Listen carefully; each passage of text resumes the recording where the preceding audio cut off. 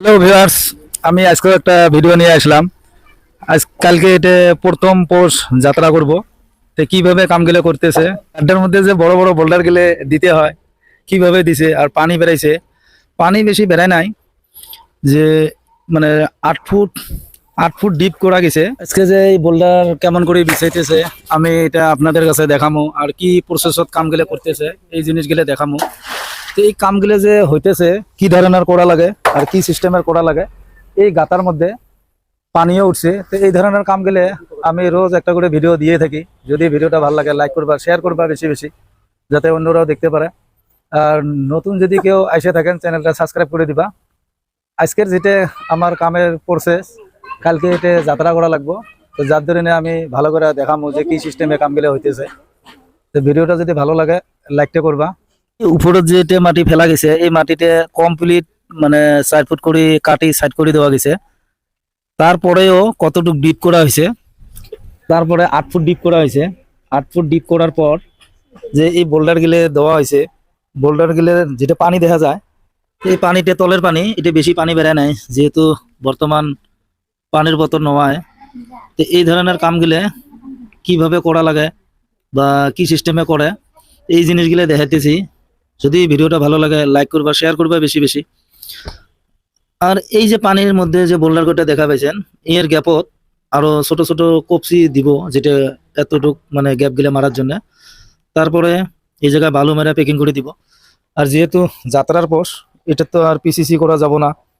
PCC করবে গেলে মশলাটা আগতে দেওয়া হবো, যার ধরে বালু মারি প্যাকিং করে থুয়ে দেওয়া হবো। যেমন এই গ্যাপের মধ্যে এই ছোট ছোট কপসিগুলা দিয়ে প্যাকিং করে দেওয়া হবো। আর গাড্ডাটা বহুত হাইট, এই জন্য এই জাখলাটা দিছে এই জায়গায়, যাতে নামা ওটা সুবিধে হয়। আর এই মাটিটা কমপ্লিট আউট করে দেওয়া হয়েছে এই জায়গায়, যেহেতু এই সাইটত কমপ্লিট ক্লিয়ার করা হয়েছে।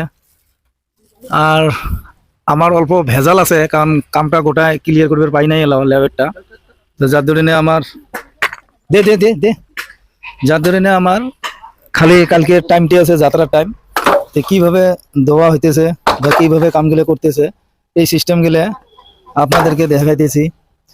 তা আপনারাও যদি কামগুলো করেন অল্প কামগুলো দেখে শুনে করেন, যাতে কামগুলো অল্প ভাল করে করেন, কারণ যেহেতু তলত কামটা হবো। আর এটার নিয়ম হয়েছে বোল্ডারটা সোলিং করে পিসিসি মারা ছুঁয়ে দেওয়া লাগে, তাহলে সিস্টেমটা ভালো হয়। তারপরের দিন আবার জালিটা পায়রা দেওয়া লাগে। এই জালিটা এই জায়গায় মানে রেডি করা হয়েছে। তো কি সিস্টেমত রেডি করছে বা জালির যেটা টুস মারা লাগে ওই টুসটাও মাইরা দিছে। তো এটার যেটা জালির যেটা রড, এটা টাটা টিসকন রড, একদম ব্যান্ডেড রড। তো এই ধরনের কামগুলোর জন্য আমার এটা 5 ইঞ্চি পারফেক্ট গ্যাপ আছে। তো ঘটনাটা কিন্তু একই, মানুষকে পয়সা কম দুর্গাপুর যারাটা লাগায়, কিন্তু রডটা ভালো হলে গ্যাপটা অল্প বেশি দিলেও চলে, অসুবিধা নাই। তো এই ধরনের কামগুলো মই দেখে থাকুন।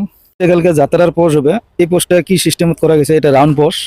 তার মানে ডোরেংখনতে রাউন্ড পোস্ট আছে, যেটা পোস্টের গ্যাপটা দেখা যায়, হয়তো বা বেশি বগলত নিলে ক্যামেরাত বহুত দেখা যায়। এটা আসলে 5 ইঞ্চি আছে, দুইটা 12 রড আছে, আর 16 রড আছে আপনার 6টা।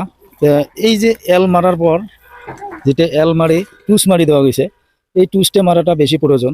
তার কারণ এই টুসটে মারার দরকার, স্ট্রংটা নিবের পায়। আর এটি একটা কথা, এটা ভালো করে আপনাদেরকে জানিয়ে দেয়।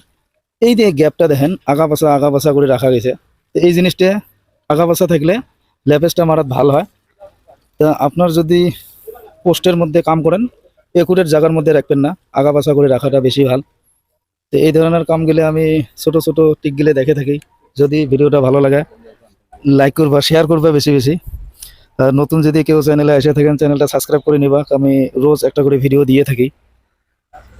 আর আজকের ভিডিও আমি এতটুকু রাখলাম, নেক্সট ভিডিও আবার কালকে নতুন করে নিয়ে আসবো।